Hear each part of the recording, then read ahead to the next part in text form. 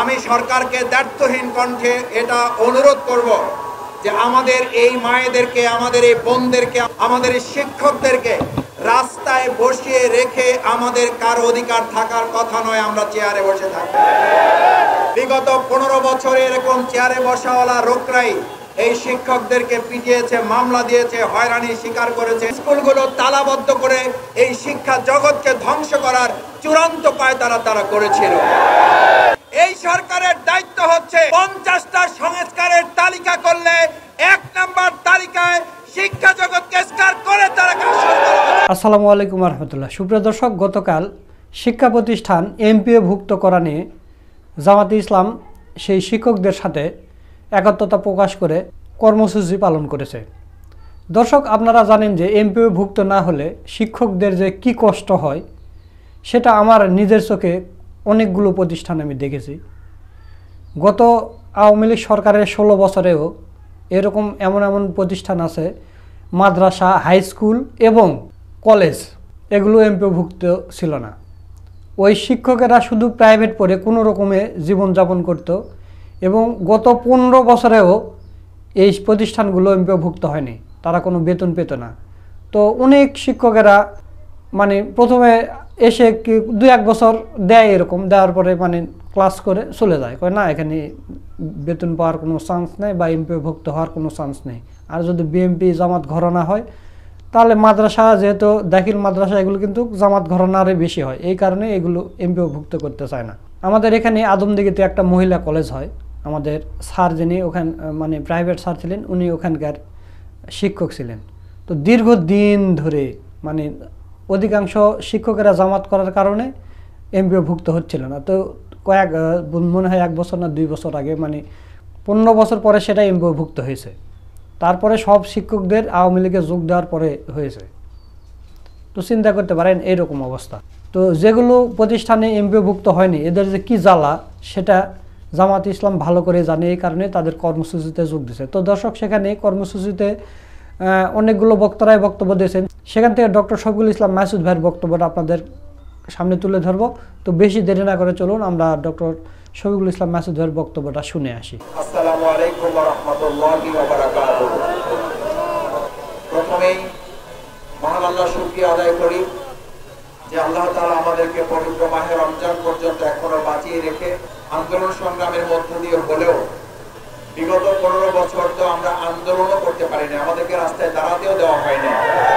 আপনাদের মতো এই শিক্ষকদেরকে রাস্তায় দাঁড়ানোর সুযোগও যে সরকার দেয় নাই, সেখান থেকে আল্লাহ তাআলা কিছুটা স্বস্তিদায়ক পরিবেশে আমাদেরকে যে আল্লাহ তাআলা কথা বলার অধিকার দিয়েছেন, নিয়ামত দিয়েছেন, এই কথা বলার নিয়ামতে আল্লাহ তাআলা আমাদেরকে শামিল করেছেন এবং এই অধিকারটুকু আমরা প্রয়োগ করতে পারছি। সেই জন্য আল্লাহ তাআলার দরবারে আমরা সবাই শুকরিয়া আদায় করি, আলহামদুলিল্লাহ। একই সাথে আমরা বিস্ময় প্রকাশ করছি এবং উদ্বেগ প্রকাশ করছি যে ফ্যাসিস্ট সরকারের বিদায়ের মধ্য দিয়ে বৈষম্য দূর করে একটি বৈষম্যহীন রাষ্ট্র প্রতিষ্ঠা করার অঙ্গীকার নিয়ে এই অন্তর্বর্তীকালীন সরকার ইতিমধ্যে কয়েক মাস অতিবাহিত করার পর আমাদেরকে আবার রাস্তায় এসে আন্দোলনের মাধ্যমে দাবি আদায় করতে হবে। এটা শুধু শিক্ষক সমাজ নয়, এটা এদেশের কোনো একজন নাগরিকেরও আর স্বাভাবিক বিষয় হওয়ার কথা নয়। সেখানে শিক্ষকরা যখন রাস্তায় এসে পড়েন, শিক্ষকদেরকে দেখতে যেখানে অন্য কেউ এখনো চেয়ার ছেড়ে দেন, আমাদের মতো ছাত্ররাও এখনো আমাদের সেই শিক্ষকদেরকে দেখতে যাদের চেয়ার ছেড়ে দিলে আমরা সম্মানিত বোধ করি, সেই শিক্ষকরা যখন চেয়ার ছেড়ে রাজপথে কোন রকম সম্মান ছাড়া তারা আদায়ের জন্য, কোনো দাবি আদায়ের জন্য বসে পড়েন, এর চেয়ে আর শক্ত কোনো প্রতিবাদ বাংলাদেশের জমিনে কেউ করতে পারে এটা আমার জানা নেই। সুতরাং শিক্ষকরা তাদের চেয়ার, তাদের সম্মান ছেড়ে রাজপথে তারা এই বসে পড়েছেন।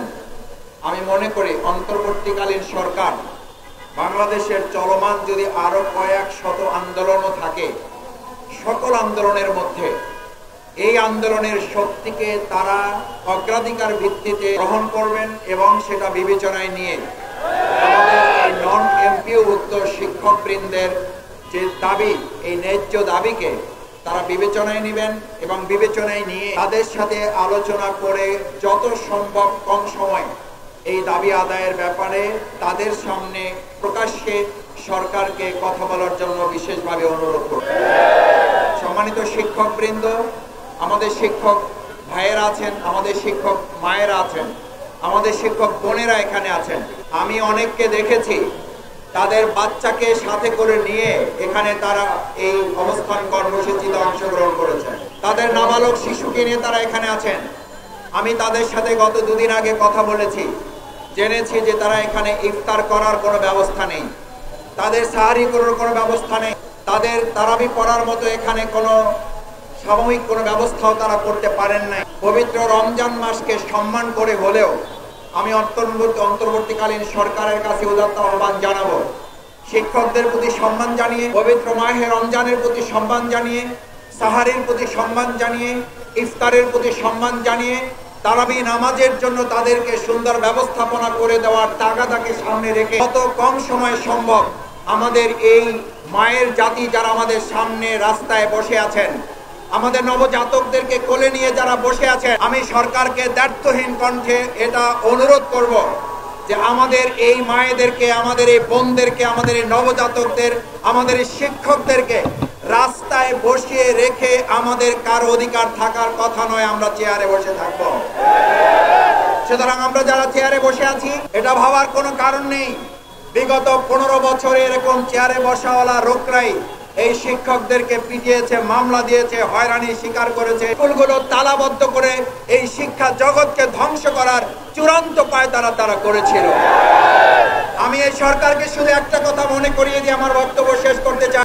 এই সরকার যদি 50টা বিষয় সংস্কারের জন্য তালিকাভুক্ত করে, আমি শিক্ষক ভাই বোনদের কাছে জানতে চাই, বিগত ফ্যাসিস্ট সরকার 15 বছরে যেই জায়গাগুলো সবচেয়ে বেশি ধ্বংস করার পরিকল্পনা করেছে তার মধ্যে কি এটা তাদের অগ্রাধিকারের লিস্টে ছিল না, এটা কি নিচের দিকে লিস্টে ছিল? তারা সবচেয়ে বেশি ক্ষতি করেছে শিক্ষা জগৎকে, কারণ তারা জানতো শিক্ষা জগৎকে ধ্বংস করলে একটা দেশকে ধ্বংস করা যায়। শেখ হাসিনা এসেছিল এই দেশকে ধ্বংস করার জন্য, আর তার টার্গেট হিসাবে শিক্ষা জগৎকে ধ্বংস করার পরিকল্পনা নিয়ে যেখানে তারা কাজ করেছে, এই সরকারের দায়িত্ব হচ্ছে 50টা সংস্কারের তালিকা করলে 1 নম্বর তালিকায় শিক্ষা জগৎকে সংস্কার করে তারা কাজ শুরু করেছে।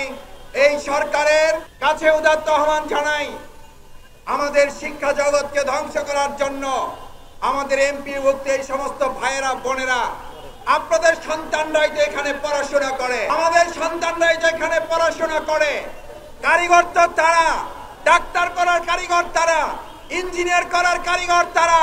আজকে রাষ্ট্রনায়কের জায়গায় যারা বসে আছে, আপনাদেরকেও এরকম কেউ না কেউ শিক্ষা দিয়ে আপনাদের এই জায়গায় তারা বসিয়েছে। তাদের প্রতি কৃতজ্ঞতাবোধের অংশ থেকে আমি সরকারের কাছে আহ্বান জানাবো, বাংলাদেশ জামাত ইসলামী আজ এখানে এসে দাঁড়িয়েছে আমাদের এই শিক্ষক বৃন্দের কষ্টের সাথে সহানুভূতি ব্যক্ত করার জন্য। আমরা এখানে এসে দাঁড়িয়েছি আমাদের এই শিক্ষক শিক্ষিকা ভাই বোনদের দাবি আদায়ের আন্দোলনকে আরো সক্রিয় বিবেচনায় নেওয়ার অনুরোধ জানানোর জন্য। আমরা আশা করব তাদের এই সমস্যার সমাধানে অন্তর্বর্তীকালীন সরকারের যে কয়েকটি মন্ত্রণালয় আমরা উদ্বেগের সাথে লক্ষ্য করেছি, তার মধ্যে বর্তমানে অন্তর্বর্তীকালীন সরকারের জনগণের প্রত্যাশা পূরণে শিক্ষা মন্ত্রণালয় যে ভূমিকা রাখা দরকার সেই ভূমিকা তারা রাখছেন না, বরং কোন কোন ক্ষেত্রে ফ্যাসিস্ট দোসরদের অনুসারী হিসাবে তাদের কাজ তারা বাস্তবায়নে অপতৎপরতা চালাচ্ছে।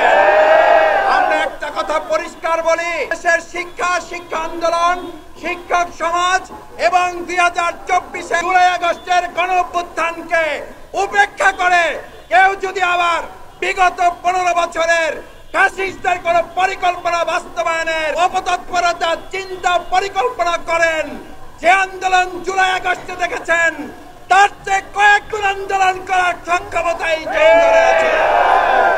আমরা সেই আন্দোলন ছাড়াই মনে করি অন্তর্বর্তীকালীন সরকার শিক্ষকদের এই দাবি আদায়ে আপনারা সোচ্চার হবেন এবং ঠিক সময়ের মধ্যে যতটা কম সময় পারা যায় তাদের কষ্ট লাঘব করে, তাদের সেহরির সম্মানজনক ব্যবস্থা করে, তাদের ইফতারের সম্মানজনক ব্যবস্থা করে তাদের রমজানের পবিত্রতা রক্ষার জন্য তাদের সুযোগ করে দেওয়ার জায়গায় সম্মান করে আমি আশা করি অন্তর্বর্তীকালীন সরকারের শিক্ষা উপদেশ এবং তিনি তার মাধ্যমে সম্মানিত প্রধান উপদেষ্টা মহোদয়কে এই পরিস্থিতি বর্ণনা করবেন এবং পদক্ষেপ গ্রহণ করবেন সেই প্রত্যাশা ব্যক্ত করে আবারও আমাদের সম্মানিত প্রধান অতিথি বাংলাদেশ জামাত ইসলামীর সম্মানিত কেন্দ্রীয় নায়েবে আমির অধ্যাপক মুজিবুর রহমান প্রধান অতিথির বক্তব্য রাখবেন।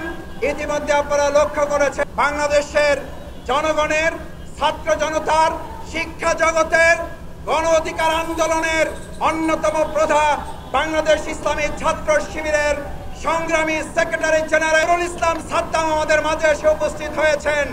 আমরা আমাদের এই শিক্ষক সমাজের পক্ষ থেকে, বাংলাদেশের পক্ষ থেকে আমাদের প্রিয় মেধাবী ছাত্র নেতা নুরুল ইসলাম সাদ্দামকে স্বাগত জানাই।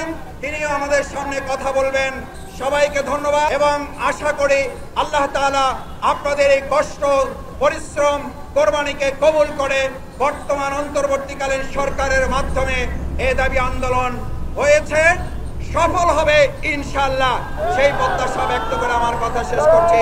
আসসালামু আলাইকুম ওয়া রাহমাতুল্লাহ। দর্শক, আপনারা ডক্টর শফিকুল ইসলাম মাসুদ ভাইয়ের বক্তব্যটা শুনলেন। তো সব মিলে আজকের এই ভিডিওটা আপনাদের কাছে কেমন লেগেছে? যদি ভালো লাগে ভিডিওটা লাইক করবেন, শেয়ার করবেন। নিত্য নতুন জামাত শিবিরের আপডেট ভিডিও পেতে আমার চ্যানেলটা সাবস্ক্রাইব করে রাখবেন।